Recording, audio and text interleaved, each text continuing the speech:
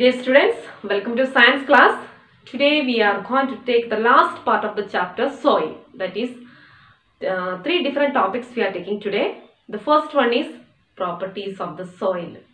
The important property is that percolation of the soil. Percolation means the property of the soil to absorb water. So we can find out the percolation rate of the soil of different soils by seeing a video. In an animation it is given properly. So by seeing that video we can understand what is percolation rate. Okay. Properties of soil. Soil has the property to absorb water. This is called percolation of water by soil. Can we measure the percolation rate of water in different soils? Yes, rate of percolation can be easily calculated by using the following formula. Suppose that for a certain soil sample, it took 10 minutes for 100 milliliter to percolate. Then, rate of percolation will be equal to 10 ml per minute. Rate of percolation is different for different soils. Sandy soil can absorb more water than clay and loamy soil. It was a small video related to activity of percolation. So you understand what is percolation. It's a property of the soil to absorb water.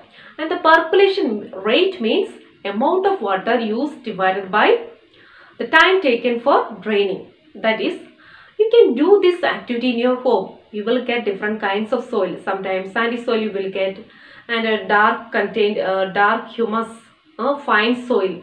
Also you get that is clay soil. And take this soil, take one kind of soil. Example, sandy soil in a PVC pipe and pour some amount of water. And before that you have to understand how much amount of water you are using for this experiment. You have to measure the water you are pouring to it. And before pouring, just start the stopwatch. And after water draining out, just look at the stopwatch and stop the stopwatch. And that you have to understand the amount of time taken for measure draining of the water. And this is known as percolation rate, that is amount of water used by time taken. And you can find out the percolation rate of sandy soil, loamy soil, clay soil that have collected from different parts of different parts of the region nearby your home.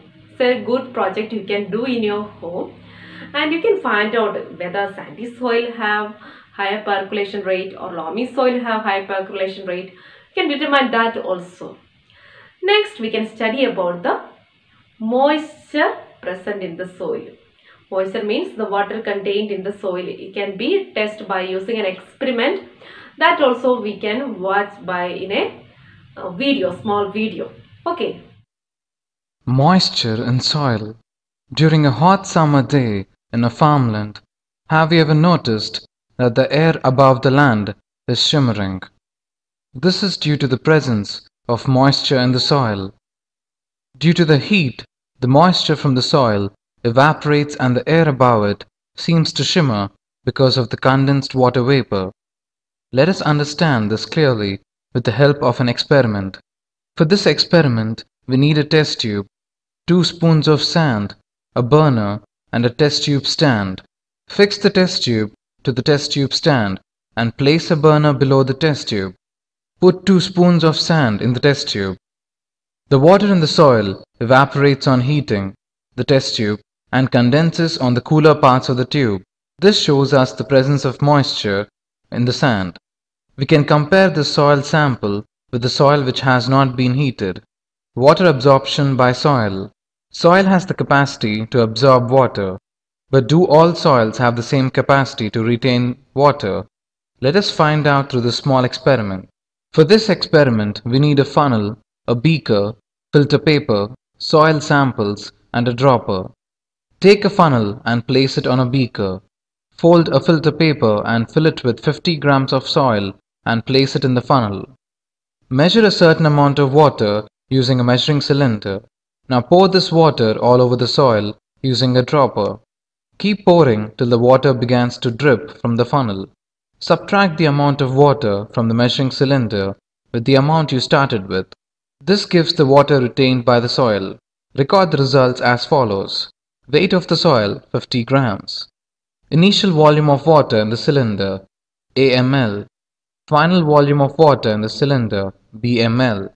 Volume of water absorbed by the soil A minus BML. Weight of the water absorbed by the soil A minus B grams. Percentage of water absorbed A minus B by 50 into 100. Repeat this experiment with different soil samples and record all the results. We will notice that the water retention capacity of all soils differ from each other. Find out which soil has the maximum water retention capacity and which has The next topic, that is the last topic present in your chapter soil, that is the soil and crops. So different types of crops are available in India, that is cereals like wheat, grams, paddy is all present, and pulses, lentils, there are different types of pulses. So these kinds of vegetations need different kinds of soil to grow. And for the wheat and gram, both clay soil and loamy soil are suitable. And for the paddy, growth of the paddy, the clay soil is more suitable because it contains more humus and it can retain water. Therefore, clay soil is more suitable for the growth of the paddy. And the next one is pulses. About the pulses, it's good loamy soil. Now to grow pulses, loamy soil is good. And you know that loamy soil is good for the growth of all kinds of plants. It can hold correct amount of water, it contain correct amount of humus, it contain more fine particles and bigger particles. So loamy soil is good for the growth of the plants. So pulses can be grown in loamy soil. So these are things about this chapter soil. So if you have any doubt regarding the moisture contained in the soil or percolation rate or the soil and crops, we can discuss in the live session. And we can discuss about the project also. And thank you all of you listening to the class.